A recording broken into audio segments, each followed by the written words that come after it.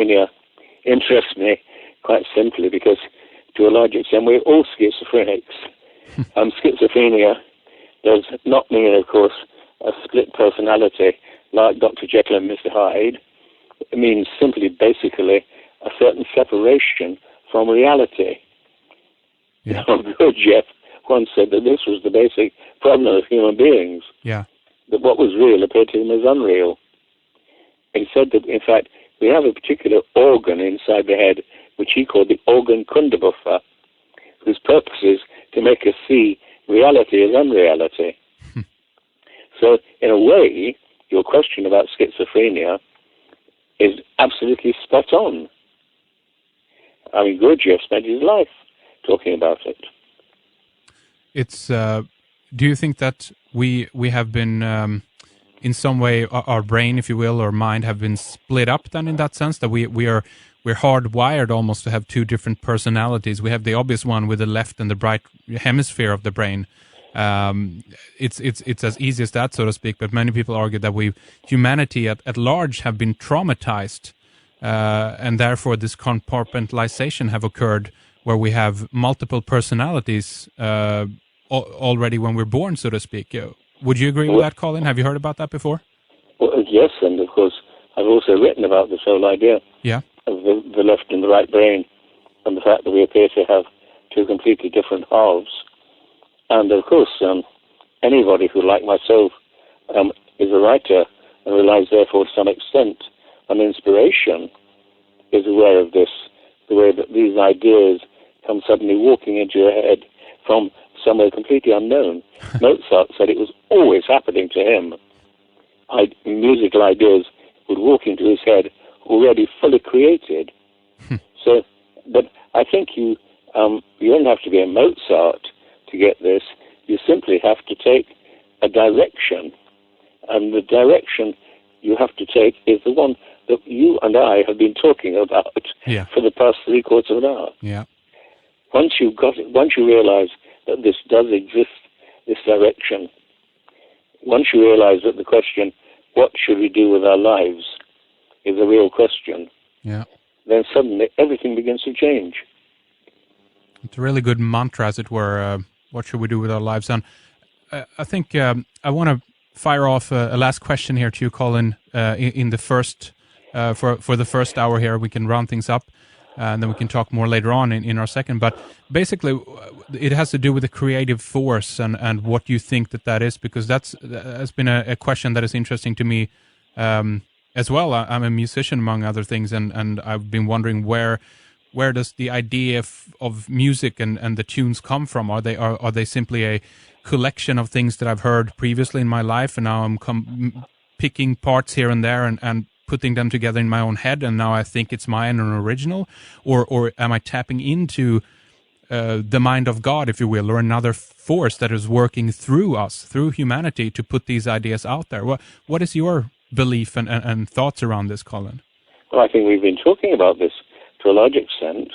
That is to say, these the things that suddenly enter your head as new, as something new and strange, are things that were not only already there, but they're there all the time, which means that if we wanted to, we simply plug into them. We could simply switch onto them by switching a kind of mental switch. Mm-hmm. More and more I become convinced of this. I've got here at the side of my bed a book called Mega Brain by a man called Michael Hutchison, who has made the same discovery, that the brain appears to have all kinds of weird capacities which are not at all difficult to switch on. That's really interesting. Colin, I want to ask you as well here, as a way to round things up, if you have a personal website. I know that there is some fan-based website out there. For instance, colinwilsonworld.co.uk. That's one site, and there's others out there as well which have details about your books, your biographies, and so forth. But do you have a personal one out there yet, Colin? I don't think I do. People ask me now and then to join, I don't know, these websites, but I don't know very much about it. Yeah. And, really, if you're like me and you're working all the time, you don't really have much time for messing about on websites. As it is, I get so many queries that come to me via my website that I have to put that by about an hour every day just to reply to them. That's right. Too much of work in that sense. Well, in any regard, what we can say, obviously, is that your books are widely available. Amazon.com obviously carries probably all of your titles, if not most of them anyway. But is there any other sources out there that you'd like to mention for people? Well, always when I want to get hold of a book, even one of my own, I look on ABE Books, which of course is on the web. Yeah.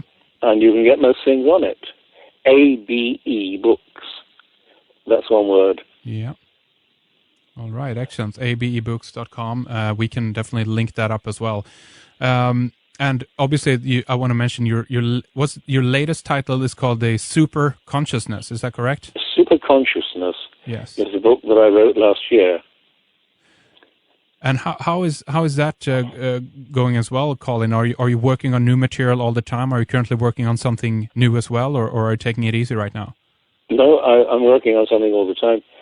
Actually, I spent quite a bit of time in the past 2 years writing a big book about Shakespeare and about the Shakespeare mystery.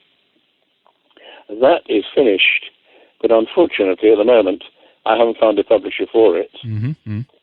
And also, I've written a big novel about vampires, which also is still waiting for a publisher. This is partly because, of course, with the recession, it's more difficult to find publishers. Yes. Well, plenty of material out there, obviously, and again, you're continuing your work, which is excellent, and it's vital, and it's so interesting. And again, we've just obviously scraped on the surface here, as it were, on some of your subjects that you talk about, and we're looking forward to talking more with you in our second hour. But for this time, it's time to round things off. So we want to thank you so much, Colin, for your time and for coming on with us. Okay.